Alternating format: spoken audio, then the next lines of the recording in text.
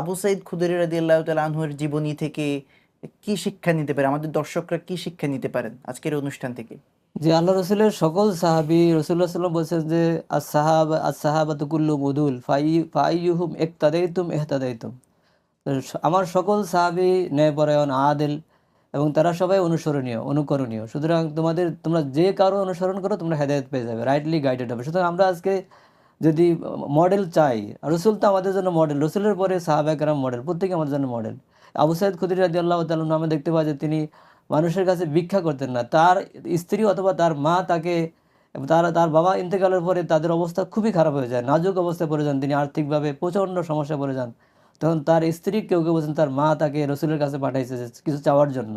কারণ তারা বলছেন যে একজন লোক এসে রসুলের কাছে চেয়েছে, রসুল তাদেরকে দিয়েছেন, তুমি যাও, তুমি চাও। এটা তোমাকেও দিবে। তো তো উনি যখন গেলেন, গিয়ে দেখলেন রসুল সাল্লাম বলতেছেন যে যে ব্যক্তি নিরপেক্ষ ইয়ে থাকতে চায়, নিজের প্রয়োজন আল্লাহ ছাড়া কারো কাছে না বলে বা ভিক্ষা না করে, আল্লাহ তাকে ভিক্ষা না করে রাখতে চায়, আল্লাহ রাখে, আল্লাহ তাকে বেনিয়াজ করে। তো এই যে তিনি তাৎক্ষণিক, তার প্রচণ্ড কষ্ট হওয়া সত্ত্বেও তিনি ভিক্ষা করলেন না।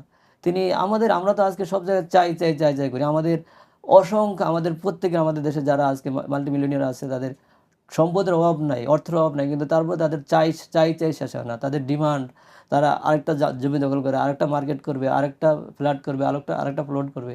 এই যে আমাদের যে জীবন ব্যবস্থা, সেখান থেকে আমরা শিখতে পারি। এবং আবু সাইদ খুদরিকে একবার একটা অলিমা অনুষ্ঠানে দাওয়াত দেওয়া হয়েছিল।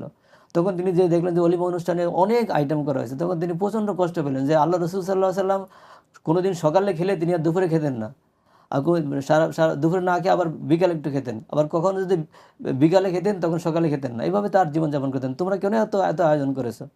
তিনি এটা দেখে কষ্ট পেলেন। তাহলে এই যে রসুলকে শুধু আমরা তো মুখে বলি, আমরা মুখে বলি। অনুসরণ করি না, তারা প্র্যাকটিসটা নিজের জীবন থেকে করেছেন। চ্যারিটি বিগিনস অ্যাট হোম, নিজের জীবন থেকে শুরু তারা করেছেন। এবং এই যে আমাদের সকল ক্ষেত্রে সুন্নাহর বিরুদ্ধে কিছু হতে দেখলে সাথে সাথে প্রতিবাদ করা, কোনো অন্যায় হতে দেখলে অন্যায়ের প্রতিবাদ করা। আমাদের সমাজে হাজার হাজার অন্যায় হচ্ছে, আমরা প্রতিবাদ না করে সবাই নিজেকে বাঁচাই, নিজ জীবন বাঁচানো ফরজ, এই ধরনের অজুহাত দিয়ে আমরা বসে আছি, আমরা কেউ অন্যায়ের প্রতিবাদ করছি না। অথচ আল্লাহ রসুল সাল্লাল্লাহু আলাইহি ওয়াসাল্লাম বলছেন যে আফজালুল জিহাদ কালিমাত হক্কিন ইনদা সুলতানিন জায়ের, অত্যাচারী বাদশার কাছে সত্য কথা বলা সবচেয়ে বড় জিহাদ। আমরা এই ধরনের কথাগুলো আজকে মানি না। আমাদের আবু সাইদ খুদরি দেখতেন, তার অর্থ ছিল না, কিন্তু তার ভিতরে ঈমান ছিল, ঈমানের সাহস ছিল, ইমানি জজবা ছিল।